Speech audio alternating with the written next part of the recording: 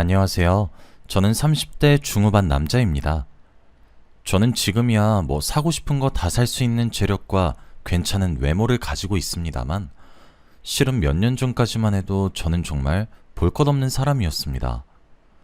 저는 한 여자를 만나고 헤어지면서 그 사이에 제 인생은 180도 달라지게 되었어요. 지금부터 그 이야기를 한번 해드리도록 하겠습니다. 사실 저는 이혼을 한 번 했던 돌싱남입니다. 눈치채신 분들은 다 아시겠지만 전 아내에 관한 이야기죠. 편의상 아내라고 얘기하도록 할게요. 저는 아내와 연애를 꾀하고 결혼을 한 케이스였습니다. 아내와는 고등학생 시절부터 알고 지내는 사이였어요. 학창시절 동네 친구였거든요. 아내와는 초등학교, 중학교, 고등학교까지 전부 같은 동창이었거든요. 매일같이 등하교를 하다 보면서 자연스럽게 아내와 저는 서로를 좋아하게 되었어요. 고등학교를 입학하면서 우린 연인 사이가 되었죠. 함께 공부하면서 잘 만났던 것 같아요. 그래서 아내는 목표했던 의대에 진학했고, 저도 괜찮은 대학교 공대에 진학을 했죠. 아내는 어렸던 시절부터 정말 끈기 있는 여자였어요. 당찬 성격이 너무 부러웠고, 잘못된 것을 잘못되었다고 바르게 고쳐주는 용기가 부러웠고, 진취적으로 행동하는 것까지 저는 모든 것이 부러웠어요. 어쩌면 열렬한 사랑보다는 동경 같은 사랑이었을지도 모르겠네요. 저는 그런 아내에게 항상 좋은 것만 주고 싶었어요. 맛있는 것을 먹어도 그중 가장 큰 것을 골라주고 싶었고, 조금이라도 불편해하지 않게 항상 편한 것만 쥐어주고 싶었어요. 그렇게 10년 가까이 만나왔고, 아내가 의대에 진학해 힘들어할 때마다 저는 위로해줬죠. 항상 잘하고 있다고 응원했고, 멋있다고 칭찬했습니다. 진짜로 저는 그런 아내가 되게 자랑스러웠거든요. 그렇게 아내의 1호 팬이 되었습니다. 그런 변치 않는 모습에 아내는 저와 결혼을 결심해 주었어요. 우린 생각보다 이른 나이인 20대 후반에 결혼하게 되었습니다. 학창시절부터 이어져 왔던 긴 인연이 부부의 인연으로 발전하게 되었던 거죠. 저는 결혼하고 나서도 아내가 집에서만이라도 마음을 편히 가질 수 있게 도와주었어요. 제가 그렇게 세심하게 챙기는 것을 어렸던 시절부터 잘 알았던 아내는 제게 제안을 하나 했죠. 본인이 돈을 벌 테니 제게 전업주부의 일을 하는 것이 어떻겠냐고 말이에요. 남녀의 역할이 바뀐 것 같았지만 전 그런 아내의 제안이 반가웠습니다. 사실 저는 남들처럼 밖에서 일을 해서 돈을 벌어오는 것도 좋았지만 보람찬 것을 고르라고 하면 집안일이었거든요. 게다가 아내는 의사 면허를 취득한 이후 돈도 정말 잘 버는 의사가 되었기 때문에 제가 가정주부로 전향을 해도 경제적 타격도 없었거든요. 저랑 적성이 딱 맞기도 했고요. 그래서 저는 남자지만 가정주부가 되기로 했습니다. 저희 가정은 조금 독특하게 제가 내조를 했고, 제 아내가 외조를 하는 구조였죠. 아내와 결혼하고 얼마 지나지 않아 정말 어떤 보물보다 귀한 제 딸아이를 얻게 되었고, 딸아이 입에 들어가는 모든 것들은 죄다 제 손을 거쳐야 직성이 풀렸어요. 저와 아내는 아이가 태어나기 전까지만 해도 알콩달콩 원만하게 잘 지냈던 것 같아요. 저는 힘들게 일한 아내를 위해 저녁을 차렸고 집을 깨끗하게 치웠으며, 아내는 그런 저를 칭찬했고 맛있다고 이야기해 주었거든요. 그런데 아내는 딸아이를 임신했을 때부터 예민해지기 시작했습니다. 저는 처음에 임신 때문에 이렇게 했지 하며 뭐든 다 맞췄어요. 하지만 아내는 출산 이후에도 예전처럼 돌아오지 않았어요. 아니, 오히려 아내는 점차 변하기 시작했죠. 딸아이가 갓난아기였을 때부터 아내는 신생아인 딸아이에게 손 한 번 댄 적이 없어요. 울어서 달래는 것도 제 몫이었고, 밤잠을 설치는 것도 제 몫이었죠. 신생아는 2시간마다 깨고 저도 깨어야 했어요. 그렇지 않으면 아내 출근에 지장이 생기니까요. 저는 아내가 일을 하는 사람이니까 그 시절엔 그게 당연하다고 생각했었어요. 그런데 지금 생각해보면 아내가 출산을 통해서 가정에 대한 애착이 떨어진 것 같기도 하네요. 어쨌든 신생아를 돌보면서 저는 밤낮이 바뀔 수밖에 없었고 음식도 자주 시켜 먹었어요. 시켜 먹는 배달 음식이 건강할 리가 없었죠. 저는 딸아이의 이유식을 만드는 것도 벅찼거든요. 아이를 저도 처음 기르다 보니까 살림을 잘 살고 못 살고를 떠나서 전부 제게 익숙하지 않아 서투른 거죠. 가뜩이나 피곤해 죽겠는데 아내는 제 외모를 지적하기 시작했습니다. 키를 빼면 볼만한 것이 없다. 못생긴 사람이라 너무 후회스럽다. 결혼한 것이 후회된다. 집에서 하는 게 뭐가 있냐. 이 결혼은 내가 손해보는 결혼이었다. 등등 제 가슴에 비수를 꽂는 듯한 말들이 대부분이었습니다. 상처를 받지 않았다면 거짓말이었죠. 하지만 아무리 좋게 좋게 대답을 해도 아내의 외모 지적은 끝나지 않았어요. 솔직히 신생아를 저 혼자 도맡아서 길렀다고 봐도 무방해요. 전 제 아이를 남의 손에 키우고 싶지 않았거든요. 그래서 그런지 잠도 제대로 못 자고 피곤한 상태가 지속되니까 저도 예민해지더라고요. 24시간 신생아한테 얽매여 있으니 밥을 먹을 수 있을 때 와구와구 먹고 잘 수 있을 때 바로 엎어져 자야 했죠. 폭식을 할 수밖에 없었고 가만히 내버려둬도 피곤하고 지쳤어요. 그래서 그런지 아이를 키우면서 하루 종일 아이 곁에 머물면서 살이 많이 찌더라고요. 저는 원래도 키가 185cm가 넘을 정도로 큰 편이라 덩치가 큰 편인데 거기서 살이 붙으니까 진짜 돼지 같긴 했죠. 그래도 그 모습을 돼지라고 비난하는 것이 정당화되진 않는다고 생각합니다. 저를 정말 사랑했다면 아내는 제가 조금 편해지길 바라면서 도와줬을 거고 그걸 하지 못하겠다면 기다려줬을 테니까요. 아내는 외모 지적을 하며 제게 나쁜 말을 하는 것에 그치지 않고 제게 주는 생활비도 점차 줄이기 시작했습니다. 일단 저와 아내의 의식주를 제하고 기본적으로 딸아이 밑으로 들어가는 고정 지출마저도 줄이기 시작했죠. 제가 헤프게 돈을 쓴다고 돈을 벌 줄을 모르니까 그렇게 막 쓰는 거라고 비난도 했죠. 아내는 원래도 조금 예민한 사람이긴 했는데 어느 순간부터는 저와 눈만 마주쳐도 폭언을 쏟아냈어요. 참는 것도 한계가 있잖아요. 제가 집에서 가만히 놀고만 있는 것도 아닌데. 같이 언성을 높여 싸우다가도 딸아이가 울음을 터뜨리니까 제가 먼저 입을 닫게 되고 아내만 마주치면 저만 상처를 입으니까 딸아이를 안고 다른 방으로 피하기 시작하고 어쩌다 저희 관계가 이렇게 된 건지 모르겠더라고요. 처음에는 요즘 일이 많이 바빠서 저렇게 예민한 건가, 일하면서 무슨 일이 생긴 건가 했었는데 순간적으로 설마 바람이 난 건 아닐까 싶더라고요. 아무리 우리가 지금 지지고 볶고 자주 다투지만 그래도 우리가 함께한 시간이 있는데 설마 그랬겠나 싶었습니다. 그런데 하늘도 무심하시지 이런 불길한 제 예상은 빗나가지 않았더군요. 어느 날 아내가 새벽 3시에 집에 들어온 적이 있었어요. 심지어 술에 취해 정신도 못 차리고 몸도 제대로 가누지 못한 채 집에 들어왔어요. 진짜 이 상태로 어떻게 집을 찾아왔나 싶을 정도로 말이에요. 원래 결혼하고 난 이후 그렇게 인사불성이 돼서 술을 마신 적도 없고 새벽 늦게 온 적도 없었거든요. 저는 왜 이렇게 술을 많이 마셨냐며 아내를 추궁했는데 아내는 대꾸도 못하고 현관에 쓰러져 잠들더군요. 한숨을 쉬고 아내를 방으로 옮겨주려고 가까이 다가갔어요. 그런데 아내에게서 낯선 남자 향수 냄새가 나기 시작했습니다. 저는 설마 하면서 아내의 지문을 이용해 아내의 휴대폰 잠금을 해제했고 대화창을 열어봤어요. 제게는 이제 불러주지도 않는 낯간지러운 애칭과 색깔별로 날아다니는 하트들로 도배된 대화창, 사랑한다는 말들과 얼른 저와 이혼하고 싶단 말과 함께 욕으로 도배된 저의 이야기.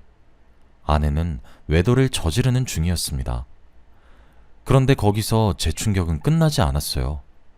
아내의 외도 상대는 저와 아내의 결혼식 사회까지 봐줄 정도로 친한 제 친구였죠. 대화창을 보면서도 정말 믿기지가 않았습니다. 뜬 눈으로 밤을 지새웠고 아내가 일어날 때까지 기다렸습니다. 저는 아내에게 요즘 남자가 생겼냐고 대놓고 물어봤어요. 그런데 아내는 오히려 제게 정말 당당하게 소리를 빽 지르면서 가뜩이나 사회생활한다고 힘들어 죽겠는데 집에서까지 날 못 잡아먹어서 안달이야. 아, 지긋지긋해. 하며 다시 집 밖으로 나갔어요. 저는 집에 혼자 남겨진 듯한 기분이 들기 시작했죠. 그날 이후 제가 어느 정도 눈치를 챘단 사실은 인지했을 텐데도 아내의 행동은 점점 더 심해지기 시작했어요. 아예 집도 들어오지 않기 시작하더라고요.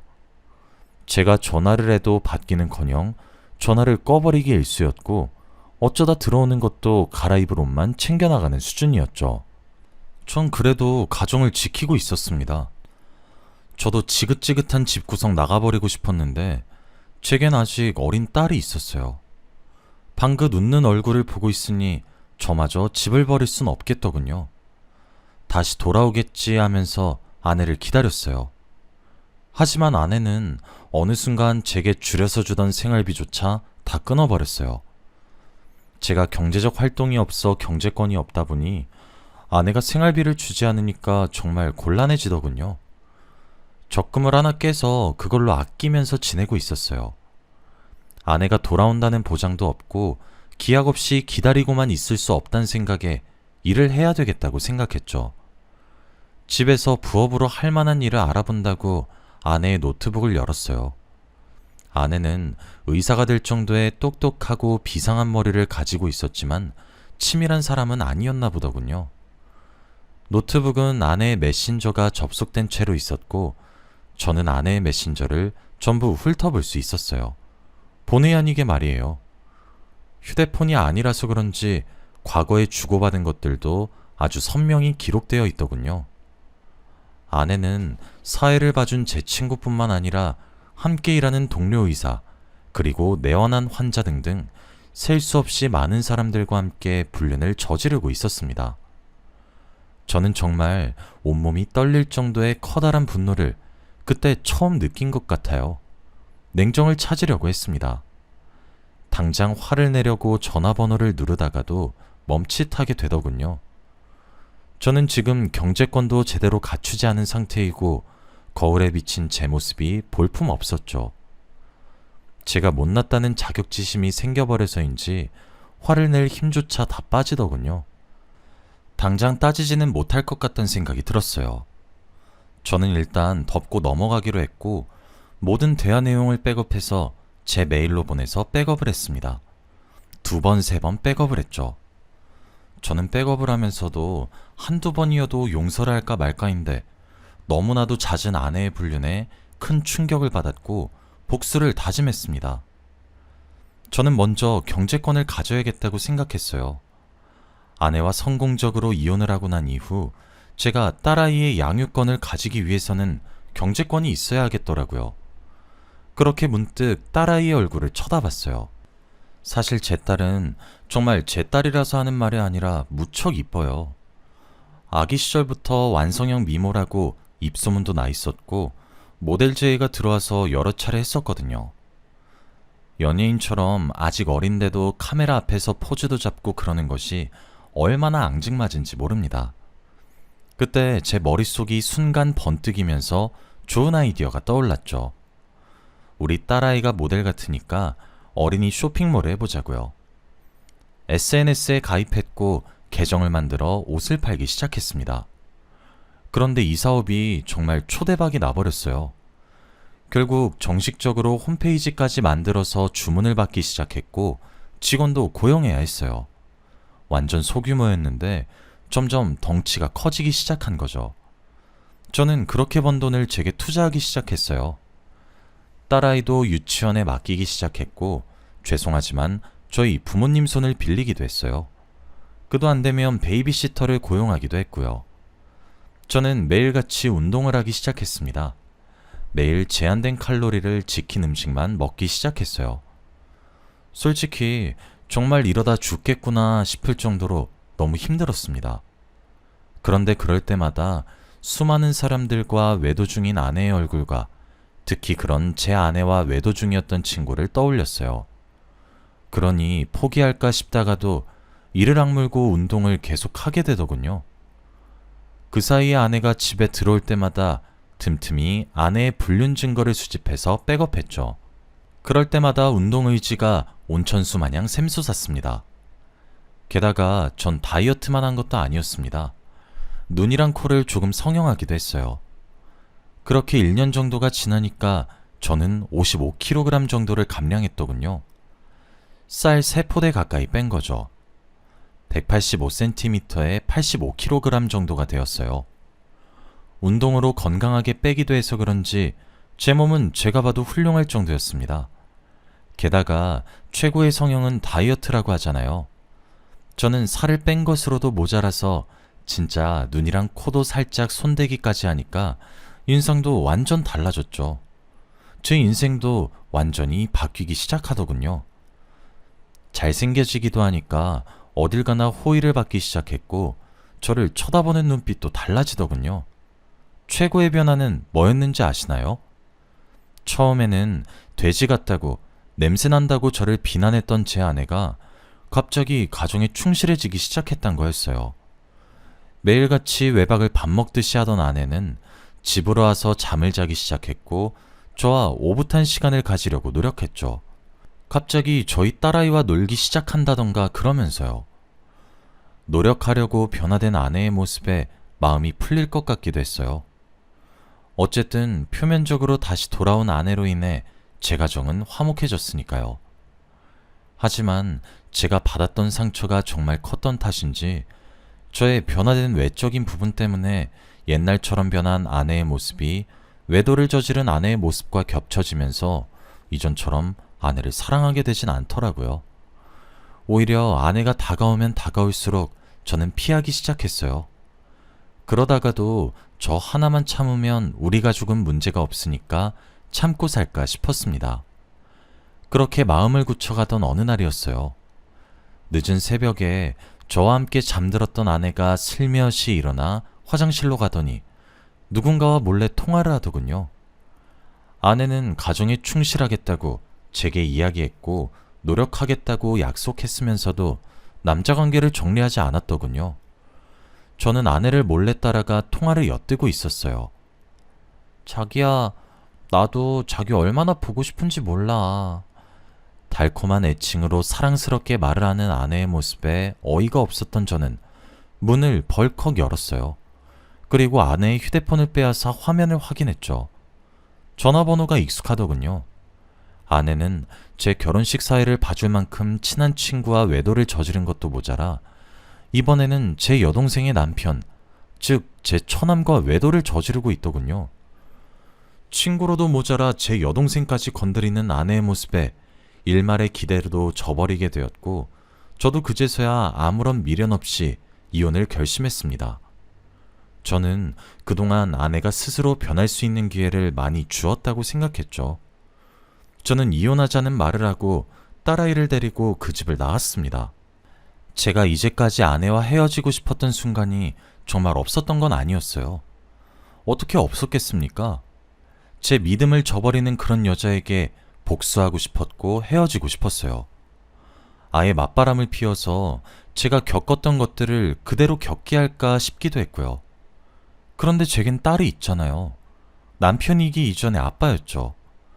그래서 적어도 딸아이에게는 떳떳한 아빠가 되고 싶어서 참았던 거였어요. 저는 아내에게 이혼을 선언했습니다. 아내는 제 말에 처음엔 코웃음을 치더군요. 제가 옛날처럼 아내의 말 한마디에 빌빌기던 놈처럼 보였었나 보더라고요. 저는 아내의 모습에 조용히 분노했고 이젠 저도 돈을 벌 줄 아니까 최고의 변호사를 섭외했습니다. 게다가 전 아내가 몇 년에 걸쳐 아주 오랜 시간 동안 바람을 피웠다는 증거들도 틈틈이 가지고 있었죠. 아내는 제게 생활비를 지급하지 않고 제게 수차례 폭언을 일삼으며 가장의 역할에 충실하지 않았다는 점과 외도를 일삼으며 저희 가정에 충실하게 임하지 않았다는 점을 근거로 하여 제가 승소하게 되었고 아이의 양육권 또한 제가 가지게 되었습니다. 아쉽게 친권은 제가 박탈하지 못하게 되어 있어서 한 달에 한 번 만날 수 있게 면접 교섭권까지는 못 빼앗았어요. 아내가 이제껏 만난 모든 사람들에게 상간자 소송을 실시했어요. 꽤 시간이 흘렀지만 그렇다고 해서 불륜을 저질렀다는 사실이 사라지는 것은 아니었기 때문에 모든 상간자 소송 또한 제가 승소할 수 있게 되었습니다. 그도 그럴 것이 제가 대화 자료를 틈틈이 아내 몰래 백업해서 모아놨더니 그 자료들이 워낙 많고 방대해서 그들이 불륜이란 사실을 부정할 수 없게 되었더라고요. 아내는 제게 재산 분할을 40%가량 주게 되었고 위자료도 지급하게 되었으며 양육권 또한 빼앗겼어요. 명명백백하게 유책 배우자라 항소의 틈도 없었죠. 아내는 이를 으드득 갈면서 저를 저주하더라고요. 얼마나 고소했는지 몰라요. 저는 처남에 대한 상간자 소송을 진행하기 전 여동생에게 모든 사실을 알려주었어요. 알고 보니 처남도 제 아내랑 똑같은 놈이었더라고요. 여동생도 저와 함께 이혼 소송을 했죠. 누가 남매 아니랄까봐 저희 남매는 똑같이 이혼 소송에 승소했습니다. 저는 받은 재산 분할과 위자료들을 모았어요. 솔직히 진짜 억소리가 절로 날 정도의 커다란 돈이더라고요. 상간자 소송만 10대 명이 넘었으니 당연한 일이겠지만요. 그 돈으로 저는 여동생과 저희 딸이 함께 살 아파트를 하나 구매해서 지금 함께 살고 있습니다. 여동생도 그 이후 이혼을 했고 제 도움으로 양육권을 가져올 수 있었어요. 여동생도 아들을 혼자 키워야 해서 그냥 저희 남매가 함께 살게 되었어요. 그러면서 저는 제 딸아이를 여동생에게 맡기고 여동생에게 급여를 지급하기로 했죠. 또 제가 옷 샘플들을 가져오면 제 딸아이와 조카에게 입힌 것을 여동생이 사진을 찍어 주었어요. 여동생이 사진학과를 졸업해서 꽤나 전문적이었거든요. 그걸로도 제가 급여를 꽤 많이 지급하고 있습니다. 원래 제 쇼핑몰 사업도 딸아이가 여자아이라서 여자아이 옷만 취급하다가 조카로 인해 남자아이 옷도 함께 팔기 시작하니까 매출이 한 단계 또 껑충 뛰어서 저희 무척이나 잘 먹고 잘 살고 있습니다. 제가 이혼당한 아내가 딸과 얼마나 시간을 보내지 않았던 것인지 이혼을 하고 난 뒤에도 딸이 엄마를 찾은 적이 단언컨대 정말로 단 한 번도 없습니다. 면접 교섭권으로 인해 한 달에 한 번은 꾸준히 보긴 하던데 딸아이는 그 시간을 싫어할 정도죠. 그런데 이번에 딸과 이혼한 아내의 만남이 끝나고 난 이후 제게 연락이 왔더라고요. 그동안 미안했고 지금도 많이 사랑하고 있다고 후회한다고 하면서 말이에요. 자기도 왜 그랬는지 모르겠다고 울면서 전화가 왔어요. 아이 양육 문제 때문에 연락을 끊지도 못하고 있어서 참 짜증이 났어요. 나중에 들어보니까 하던 일이 망했나 보더라고요. 제가 그 동네를 떠나기 전에 딸아이랑 반상회도 나가고 그랬어서 동네 아줌마들이랑 좀 많이 친했었어요. 그래서 입이 가벼운 한 아줌마한테 아내가 바람을 펴서 이혼할 거라고 슬며시 정보를 흘렸었는데 그게 세상에 동네에 소문이 나서 아내 병원이 문을 닫게 생겼더라고요. 얼마나 고소했던지 모르겠습니다.